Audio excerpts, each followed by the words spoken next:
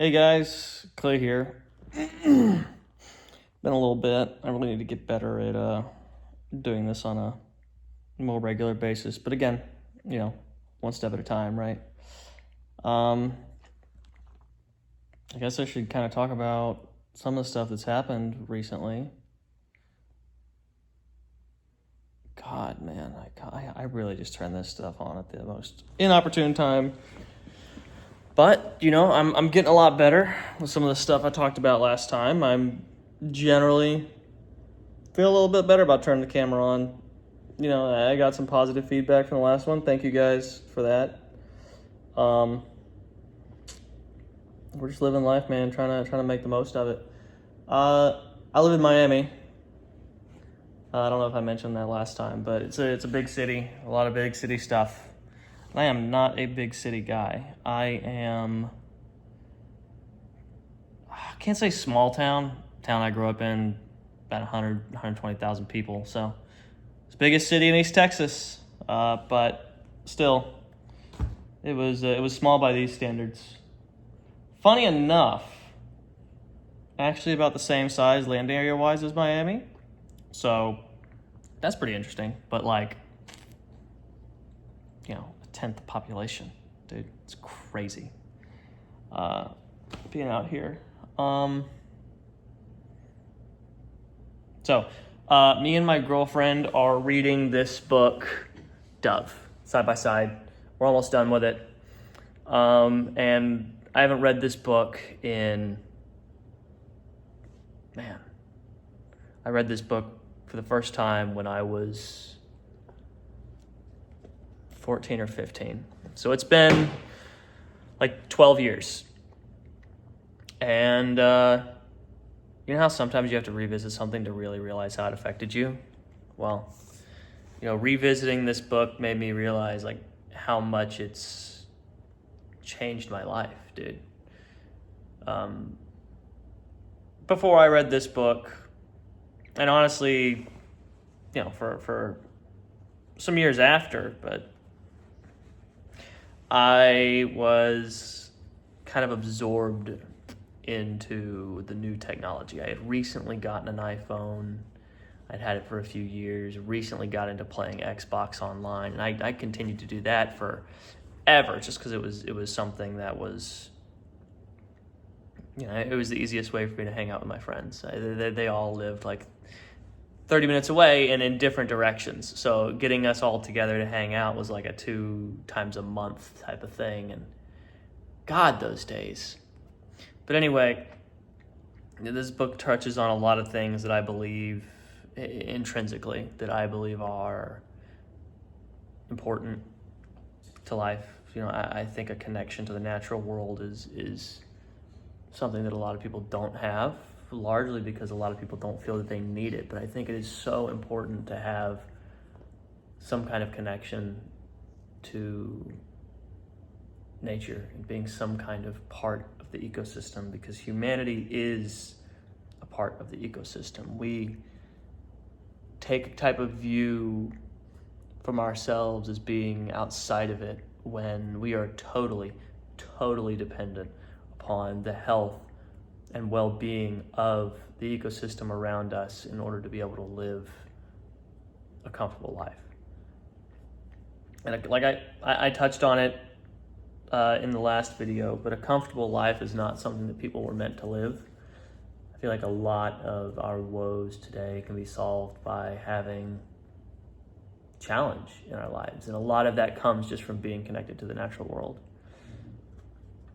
Being in a big city makes that very, very difficult. Miami's one of the better ones for it, but man, it's tough, dude. It is. If you don't have a boat or easy access to the Everglades, or especially if you're a transplant, if you don't know people that know things, and it's, listen, I'm a little socially awkward, so we're still getting past that point, and I've gotten a lot better over the past couple years. But if you don't know people that know things, or know people that are part of things. You're just not going to get out there. You're not. Back to, so this book, Dove, right? This book is by a man named Robin Lee Graham.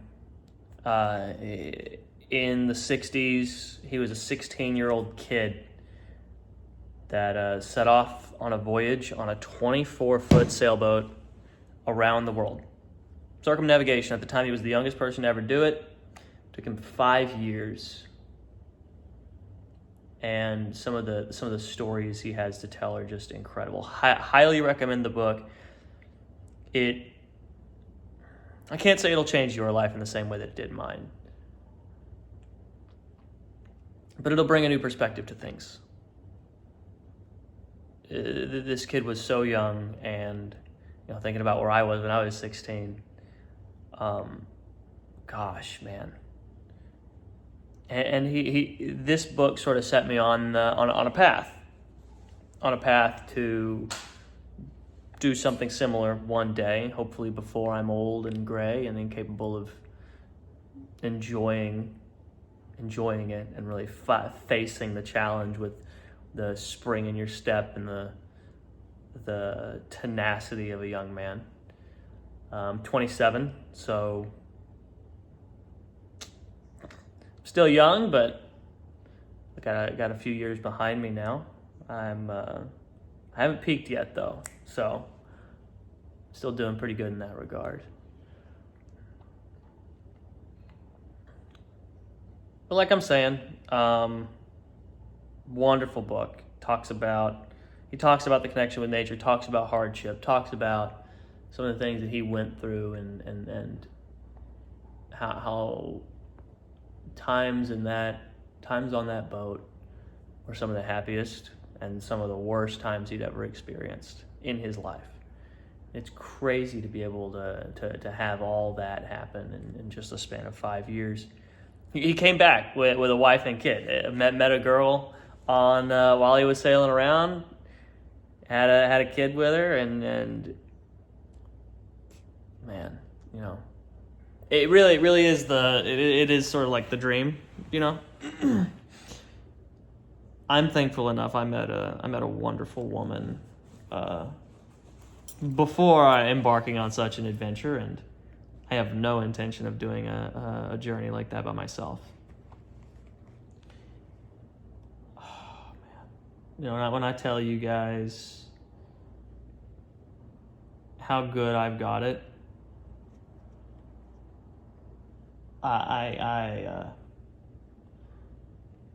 try to make no mistake. Every single day I try to recognize, at least for a moment, the fortune and how blessed I am, and just everything, man. I'm healthy. I'm living in, one of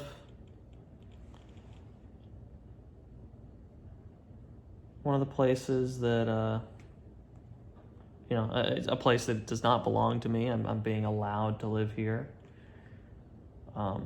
I am paying for it. I am paying rent. But like I said, guys, this woman is just something else. She has a quality to her that is not readily describable to me. I don't think I have the words for it, but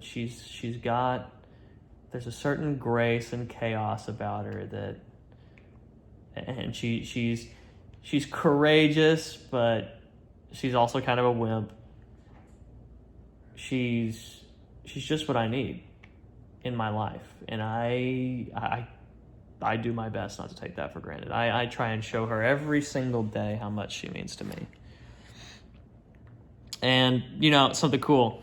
Got to show you guys this, because, if you guys are anything like me, I'm a huge animal person. I was a zookeeper for 5 years. I worked with everything from dogs to dolphins, and parrots to primates. And speaking of parrots, Debbie, come here. Tip up. No? Okay. Well, this is Stubbs. Stubbs is a blue and gold macaw. he's got a very interesting story. Yes, he does. He was one of the birds. So let me just kind of set the stage. I met Aubrey, that's my woman's name. I met Aubrey a couple of years ago at the at the place we were working at the time, the zoo called Jungle Island. There's plenty to say about that place, but I'll leave that for another time. At that zoo, there was several birds. There were over 60 large macaws. And I had my babies. She had her baby, the stubbies. And well, as fate would have it, that bird wanted nothing to do with anybody else, wanted nothing to do with any other birds. But he gravitated towards her. And at the time, dude, he looked like he'd been through a wood chipper.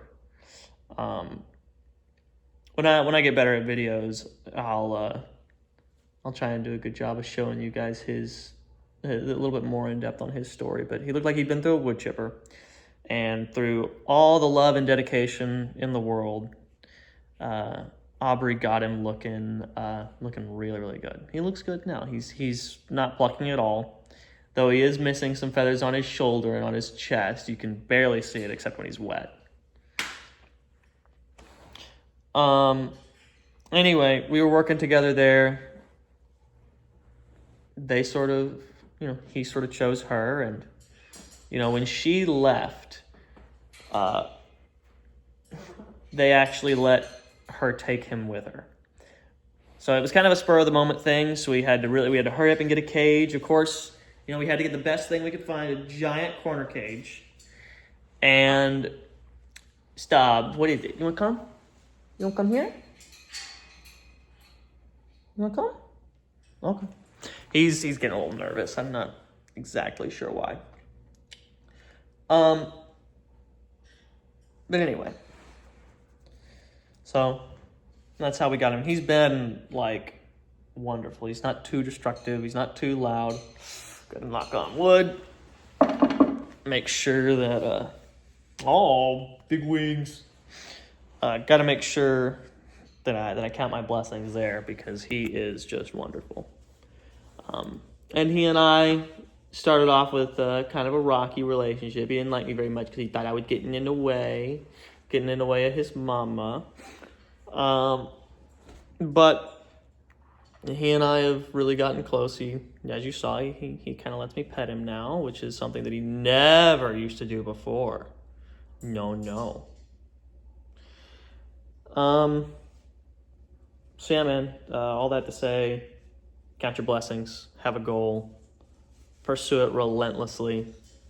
You never know what's going to happen, right?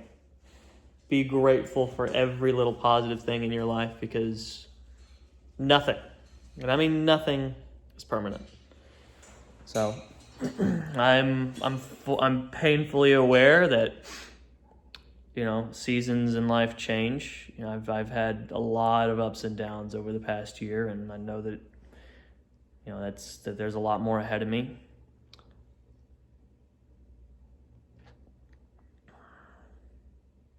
But I'm so grateful for the things that I do have, the blessings that I am able to count. And, I'm excited about the future. I'm excited about pursuing my goals. I was a dolphin trainer once for just a little bit of time. It was my dream, and, I kind of had the rug ripped out from underneath me. Probably the biggest heartbreak of my life, honestly. And one day I'll get back to that. But I know it's going to be a while, and, well, that's something I don't mind doing in my old age. Right now, I want to focus on doing sailing, so number one goal this year, is to buy a sailboat and make a crossing. I'm putting it out there for everybody to hear, everybody to know.